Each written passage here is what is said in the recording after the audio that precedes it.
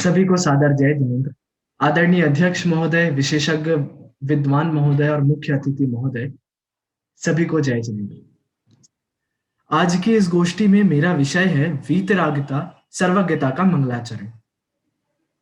जिसके द्वारा हमारे कार्य की सिद्धि हो उसे हम मंगल कहते हैं, और उस प्रक्रिया में प्रवृत्ति वही मंगलाचरण है। सर्वज्ञता की प्राप्ति ही हमारा प्रयोजन है, और इसका एकमात्र मुख्य हेतु वीतरागता ही है। इसे इस प्रकार भी हम कह सकते हैं कि किसी भी मांगलिक कार्य को आरंभ करने से पहले, जैसे हमने ये गोष्ठी आरंभ करी, तो इस गोष्ठी को आरंभ करने से पहले हमने मंगलाचरण किया, शुभ शब्दों का उच्चारण किया। वैसे ही मांगलिक सर्वज्ञता की प्राप्ति के लिए अति पवित्र वीतराग रूपी की बहुत बड़ी आवश्यकता है। सामान्य शब्दों में हम इस विषय को ऐसा कह सकते हैं कि सर्वज्ञता की प्राप्ति से पहले निश्चित ही वीतरागता की प्राप्ति होती है। सबसे पहले हम वीतराग पद को समझते हैं। वीतराग पद को समझाते हुए जैनेन्द्र सिद्धांत कोशकार कहते हैं, वीतो नष्टो रागो येषाम ते वीतरागः, अर्थात जिनका मोह राग द्वेष सब बीत गया है, नष्ट हो गया है, वे वीतराग है। या यूं कह ले कि जिन्होंने मोह कर्म से अपने स्वभाव को भिन्न रखकर अपने आत्म स्वभाव को विस्तरित किया है, फैलाया है, वे वीतरागी कहलाते हैं।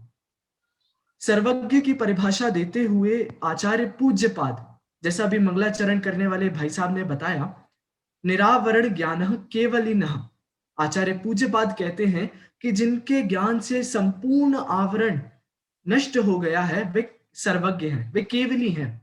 तत्वार्थ राजवार्तिक में इस प्रकार कहा है कि जिन्होंने चार घातिया कर्मों का क्षय कर दिया है और जिनके सहजता से, स्वाभाविकता से चारों अनंत चतुष्टय प्रस्फुटित हो गए हैं, अथवा जिनके ज्ञान को किसी भी अन्य इंद्रियों की सहायता की अब आवश्यकता नहीं है, वैसे ज्ञान के धारी सर्वज्ञ केवली कहलाते हैं। सर्वज्ञ पद और वीतराग पद, इन दोनों की व्याख्या से और तत्वार्थ सूत्र के 10वें अध्याय के पहले सूत्र मोह क्षयाज ज्ञान दर्शना वर्ण अंतराय क्षयाच केवलम, इन सब चीजों से हम ये निष्कर्ष निकाल सकते हैं कि मोह का क्षय होने से और ज्ञानावरण, दर्शनावरण और अंतराय, इन कर्मों का क्षय होने से ही केवल ज्ञान अर्थात सर्वज्ञता प्रकट होती है। इस निष्कर्ष पर यदि हम ध्यान दें तो हमें पता चलेगा कि सबसे पहले मोह कर्म के क्षय की बात की है और फिर उसके बाद तीन घातिया कर्मों के क्षय की बात की है, जिससे यही सिद्ध होता है कि सर्वप्रथम तो वीतरागता होती है और उसके बाद सर्वज्ञता की प्राप्ति होती है। इस बात को हम गुणस्थानों की अपेक्षा से भी बहुत अच्छे से समझ सकते हैं। देखिए, ज्ञानावरण, दर्शनावरण, मोहनीय, जिसके दो भेद होते हैं, दर्शन मोहनीय और चारित्र मोहनीय और अंतराय, इन चार घातिया कर्मों का क्षय 12वें गुणस्थान तक हो जाता है। यदि विस्तार से समझें तो चौथे गुणस्थान से 7वें गुणस्थान, इनके मध्य में किसी भी एक गुणस्थान में दर्शन मोहनी का क्षय होता है, और जिस भी गुणस्थान में दर्शन मोहनी का क्षय हुआ उस गुणस्थान के भूमिका अनुसार वीतरागता की प्राप्ति होती है। उसके बाद चारित्र मोहनी का क्षय 10वें गुणस्थान के अंत में हो जाता है और 12वें गुणस्थान में पूर्ण वीतरागता की प्राप्ति हो जाती है। फिर ज्ञानावरण, दर्शनावरण और अंतराय, इन तीनों घातिया कर्मों का क्षय 12वें गुणस्थान के अंत में होता है, जिसके फलस्वरूप 13वें गुणस्थान में सर्वज्ञता की प्राप्ति होती है। इसका अर्थ हुआ कि 12वें गुणस्थान में तो पूर्ण वीतरागता हुई और 13वें गुणस्थान में उस वीतरागता के फलस्वरूप सर्वज्ञता की प्राप्ति होती है। तो इससे यही सिद्ध होता है कि गुणस्थानों की परिपाटी के अनुसार भी सर्वप्रथम वीतरागता होती है और फिर सर्वज्ञता की उपलब्धि होती है। देखिए, ये एक त्रैकालिक नियम है कि पहले वीतरागता की पूर्णता होगी तभी सर्वज्ञता की प्राप्ति हो सकेगी, क्योंकि वीतरागी बने बिना यदि हम सर्वज्ञ बन गए तो अनंत सुखी होने के बजाय हम अनंत दुखी हो जाएंगे। देखिए, हम इस पर थोड़ी चर्चा करते हैं, इसे समझते हैं कैसे। जैसे हम सभी रागी और द्वेषी हैं। तो हमारे राग और द्वेष की सीमा, हमारी चिंता करने की सीमा, हमारे जानने पहचानने वाले, हमारे मित्र, हमारे परिवार, इन तक ही सीमित है। अब मान लीजिए, आप कल्पना कीजिए, यदि हम सर्वज्ञ हो जाते हैं, तो हम 3 लोक और 3 काल को जानने लगेंगे। तो हमारे राग द्वेष का दायरा घटने के बजाय बढ़ जाएगा। हमारे भूतकाल के कितने ही सगे संबंधी आज नरक गति में होंगे अथवा देव गति में होंगे, और भविष्य में आने वाले कितने ही सगे संबंधी जो आज तक हमारे हुए भी नहीं है, वे ना जाने कौन सी गतियों में भ्रमण कर रहे होंगे। तो आप ही सोचिए कि बिना वीतरागता के इन सभी परिस्थितियों का ज्ञान यदि हमें हो गया, तो हम अनंत सुखी होंगे या अनंत दुखी। देखिए, भूतकाल अनंत है, भविष्य काल अनंत है, तो इन अनंत काल संबंधी राग द्वेष भी अनंत हो जाएगा। और राग द्वेष अनंत हो गया तो ऑटोमेटिकली हम अनंत दुखी हो जाएंगे। केवल ज्ञान की एक सबसे बड़ी शर्त है, जिसे आदरणीय दादा ने सर्वज्ञ की परिभाषा के रूप में हम सबके सामने रखा, बहुत प्रचलित भी है आज, जो प्रभावित हुए बिना सबको जाने और सभी को जानते हुए भी अप्रभावित रहें। अब यहाँ कोई प्रश्न करने लगे कि हम नहीं जानेंगे इतना सारा, हम नहीं देखेंगे इतना सब कुछ। जैसे हम बाजार में जाते हैं और कहीं कुछ हमें गंदा दिख जाए, कहीं कचरा कड़कट दिख जाए, तो हम वहां से अपनी नजर फेर लेते हैं। ऐसे ही हम इतना सब कुछ नहीं जानेंगे, हम वहां से भी मुंह फेर लेंगे। अरे भैया, ये सुविधा मात्र यहीं उपलब्ध है। ये सुविधा सर्वज्ञों के पास उपलब्ध नहीं है। उन्हें तो चाहे अच्छा हो चाहे बुरा, जैसा भी हो, सब कुछ अब उनके ज्ञान का ज्ञेय निश्चित ही बनेगा। और आप समझिए, यदि वे सब कुछ जानकर, सब कुछ देखकर दुखी हो गए, तो फिर क्या हालत होगी? हमारा अस्तित्व ही नहीं रहेगा। देखिए, इस बात को हम एक और तर्क से सिद्ध कर सकते हैं, मन पर्याय ज्ञान। हमें गृहस्थ अवस्था में मन पर्याय ज्ञान नहीं होता। क्यों नहीं होता? नग्न दिगंबर भावलिंगी वीतरागी दशा हुए बिना ये मन पर्याय ज्ञान भी अनंत दुख का कारण बन जाएगा। देखिए, अभी हमारे पास अनुकूलताओं के निमित्तों के मुकाबले प्रतिकूलताओं के निमित्त बहुत कम है, क्योंकि हर कोई तो हमारे मुंह पर हमारी तारीफ कर देता है, भले ही पीठ पीछे वह कितना भी विरुद्ध सोच रहा हो। और जब तक हमें कुछ पता नहीं चलता है, तब तक हम बहुत प्रसन्न रहते हैं। लेकिन जैसे ही हमें चीजें पता चलने लगती हैं, हम व्याकुल हो जाते हैं, हम परेशान हो जाते हैं। तो इन सब का यही अर्थ है कि अत्यधिक ज्ञान यदि बिना वीतरागता के है, तो वह भी कुछ फायदे का नहीं होगा। इसीलिए वस्तु के स्वरूप की व्यवस्था ही ऐसी है कि वीतरागता होती है, सबसे पहले वीतरागता होती है, बाद में सर्वज्ञता होती है। पहले 3 कषाय का अभाव होता है, फिर मन पर्याय ज्ञान होता है। यहाँ एक बात और ध्यान देने वाली है मन पर्याय ज्ञान के संबंध में, कि जो मन पर्याय ज्ञानी होते हैं ना, वे भी पूर्ण वीतरागी नहीं होते हैं। इसलिए वे भी सीमा मात्र में रहकर ही दूसरों के मन की बात को जान सकते हैं। और एक जरूरी बात, वे वहां उपयोग लगाएं तभी वो सब बातें जान सकते हैं। यदि सर्वज्ञ जैसे प्रति समय अन्य की बातें भी जानने लग गए, तो वे मन पर्याय ज्ञानी भी दुखी हो जाएंगे। इसीलिए यह वस्तु के स्वरूप की व्यवस्था ही है कि ज्यो ज्यो राग द्वेष घटते जाएंगे, त्यों त्यों वीतरागता के साथ साथ ज्ञान स्वभाव की निर्मलता भी बढ़ती जाएगी। यदि राग द्वेष नहीं घटे, तो वीतरागता भी नहीं बढ़ेगी, और यदि वीतरागता नहीं बढ़ी, तो ज्ञान स्वभाव के निर्मलता भी नहीं बढ़ेगी। और इसी बात का समर्थन करते हुए आचार्य अमृतचंद पुरुषार्थ सिद्धियोपाय श्लोक 212, 213 और 214 में कहते हैं कि आत्मा के जितने अंशों में सम्यक दर्शन है, उतने अंशों में राग नहीं है और उससे बंध भी नहीं है, तथा जितने अंशों में राग है, उससे बंध भी है।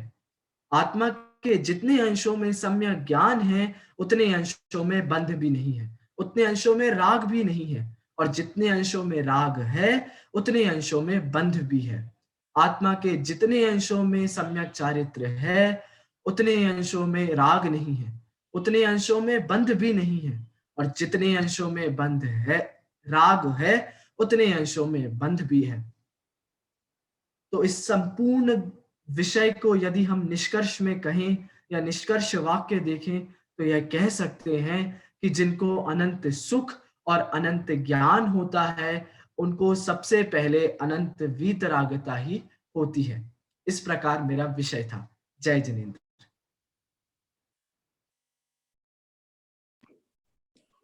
बहुत शाश्वत भैया, आपने बहुत अच्छे से हमको बताया कि ये ब्रिज एक बहुत जरूरी है। वीतरागता और सर्वज्ञता दोनों ही जरूरी हैं, और वीतरागता के बिना सर्वज्ञता होने से कितनी प्रॉब्लम्स आ जाएंगी, ये भी आपने हमको बताया।